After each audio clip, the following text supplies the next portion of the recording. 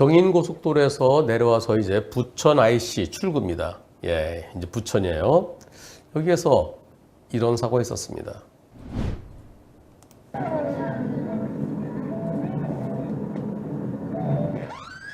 아이고.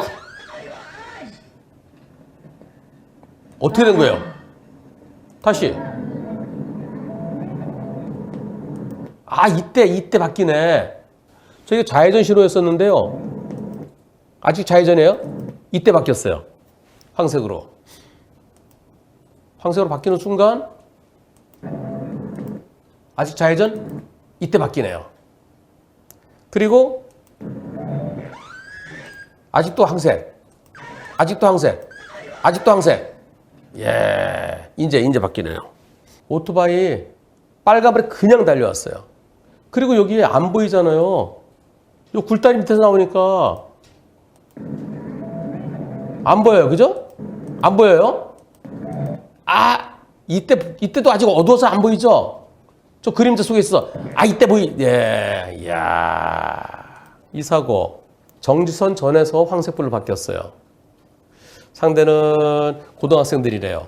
헬멧도 안 쓰고 배달통 있는데 여기에 둘이 앉아 있는데 상당히 좁게 앉아 있네요. 좌석이 두 개인가요? 좁게 앉아 있는데 배달통 있는 거 보니까 하나에 둘이 탄 것 같이 그렇게 보이는데요. 그런데 이 사고를 한문철 TV에서 이런 거 많이 봤는데요. 이거 딜레마존이잖아요. 어떻게 멈춰요? 근데 황색불에 멈추지 않았기 때문에 쌍방과실이래요. 상대편은 빨간불 신호위반, 불박차는 황색불 신호위반, 경찰과 보험사는 쌍방과실이라고 얘기합니다. 아, 와이프가 타고 있었는데요. 사고 트라우마 때문에 물도 못 먹고 계속 울기만 합니다. 사고 현장에 처참하긴 했습니다. 저는 제 잘못이 없다고 생각하는데요. 다들 쌍방과실이라고 해서 억울합니다. 어떻습니까, 여러분들? 신호위반 사고로 처벌받아야 된다. 딜레마존이어서 신호위반 아니다. 유죄입니까? 무죄입니까? 투표 시작. 아, 유죄라는 분이 한 분 계시네요. 그럼 여기서요. 하나 더 정보를 드리겠습니다. 여기가 제한 속도가 지금 램프 구간 내려왔어요. 그 램프 구간이 40이래요. 40인데 불박차가 61 정도 된대요. 21점 얼마 초과했대요. 40도로에서 경찰은 40도로에서 왜 61점 얼마냐? 21점 얼마를 초과했다. 당신 신호위반에다가 과속이다. 그러면서 잘못이 있다 그러는데 이 점 감안해서 과속까지 가면 다시 한번 투표해 보겠습니다. 투표 시작. 다시 한 번 더.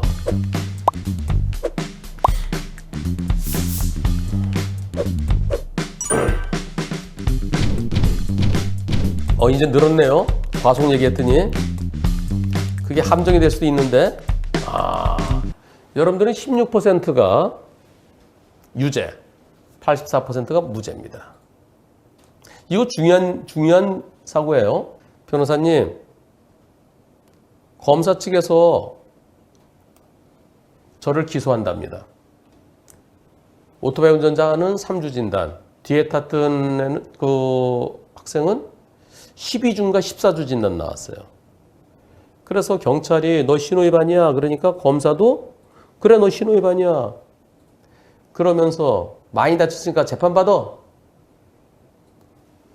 기소한다고. 정식 기소한다고. 구공판.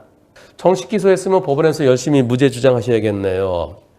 40을 지켰으면 피할 수 있을까요? 안 보이는 굴다리 밑에서 달려오는 오토바이를 어떻게 피할 수 있을까요? 아니 40을 지키면은 멈출 수 있나요? 40 지켰으면은 40일 때 한 16m 이상 필요할 텐데요. 언제 바뀌나요? 이때 바뀌었죠? 조금 더 전에? 조금 더 전에?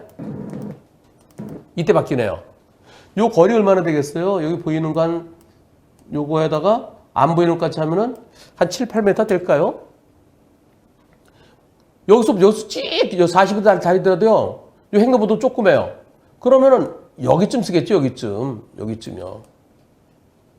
그럼 여기서 갖고서 그 다음에 이쪽으로 오는 차들한테 방해되게 저기 서야 되겠어요? 그리고 또 오토바이가 안 보이잖아요. 오토바이가 보일 때는 언제예요? 이때쯤. 이때쯤 보이고서 이게 사고 지점까지 40을 지켰다면 피할 수 있었겠느냐? 정선에 멈출 수 있었겠느냐? 그리고 안 보이는데 갑자기 빨간불에 달려오는 오토바이를 어떻게 피할 수 있느냐? 혹시 운전자 보험에 가입돼 있나요? 내 운전자 보험에 변호사 선임 비용 정식 기소되면 정식 기소됐을 때만 1,000만 원 나온대요. 지난번에 변호사님께서 혹시 검사가 정식 기소하면은 그 사건 저희가 열심히 변호해 드리겠습니다라고 그렇게 말씀하셨습니다. 다행이네요. 부천까지 좀 멀긴 하지만은 그래도 열심히 싸워 보십시다. 네, 사무실로 오세요. 저희 사무실에서 우리 정 과장이 전화 드릴 겁니다. 그래서 이분이 저희 사무실로 오셨습니다. 오셔서 저희가 이 사건을 맡아서 진행하기로 했습니다. 그런데 도로교통공단에서 불박차 속도만 분석했더라고요. 그럼 뭐가 포인트일까요? 여기 앉으셨고요. 이분이요. 제 오른쪽에 앉으십니다. 제 왼쪽에는 형사사건은 그때 있는 변호사 들어오라 그래요. 이진정 변호사가 들어왔어요. 그리고 송무실장 같이 앉고요. 넷이 앉아서 시작은 이거 도로교통공단에서 속도가 61점 얼마로 나왔다는데 근데 도로교통공단에서 황색불을 바뀌는 순간 불박차의 위치가 정지선에서 몇 미터인지 그게 분석이 안 됐을 것 같아. 그거 다시 해달라고 그래. 그리고 오토바이가 보이는 순간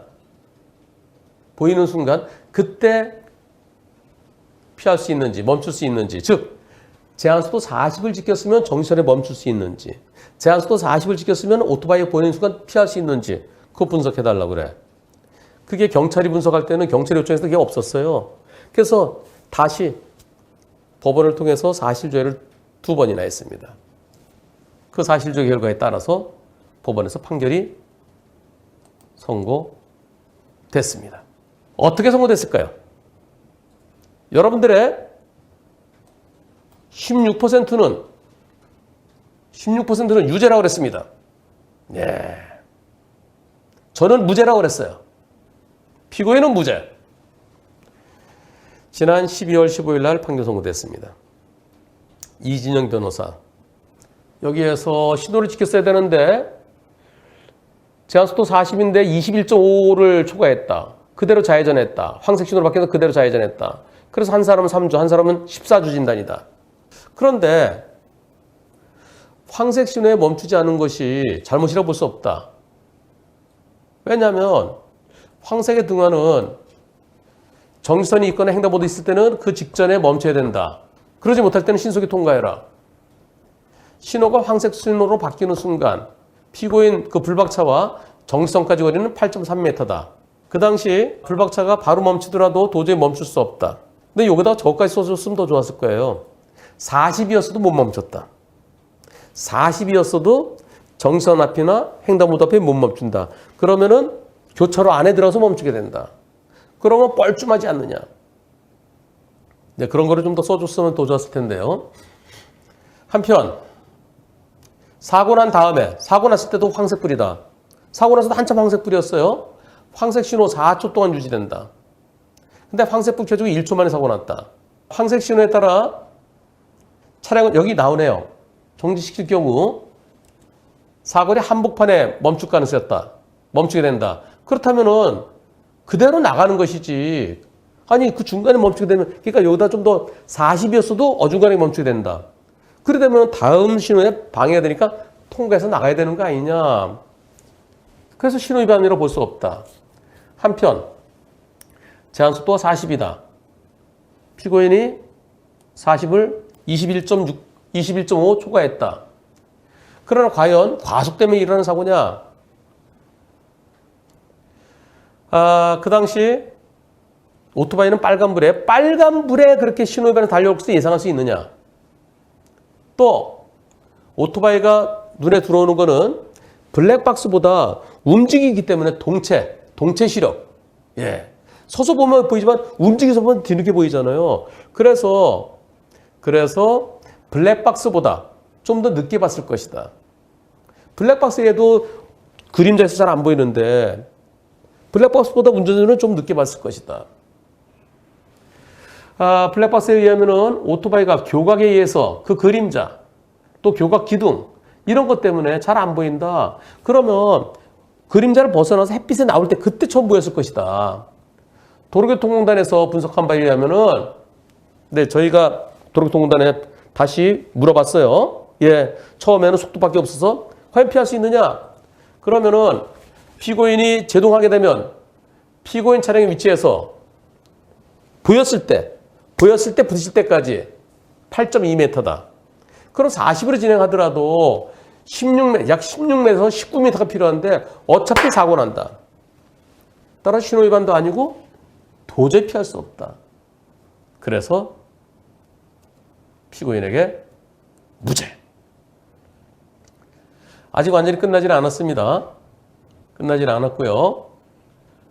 검사가 항소했어요.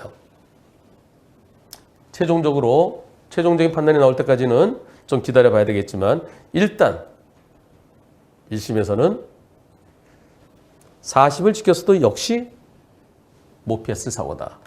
100대 0으로.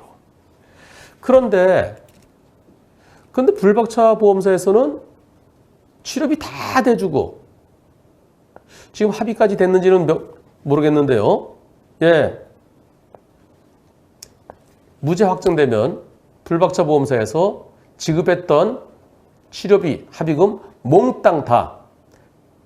저는 이거 100대 0이 옳다고 생각합니다. 40을 지켜서 똑같은 결과라 생각합니다. 그래서 보험사가 몽땅 다 부당이득 반환 청구를 해야 옳다고 생각합니다. 그런데 보험사는 그러겠죠. 민사랑 형사는 다릅니다. 형사에서 무죄지만 민사에서는 100대 0 아닙니다. 뭐 이런 얘기할 가능성이 있습니다. 나중에 최종적으로 유무죄가 확정된 다음에 한 번 더 방송에서 설명드리겠습니다. 참 좋은 운전자 상해보험 한문철의 초기 대응 플랜. 변호사님, 제발 도와주세요.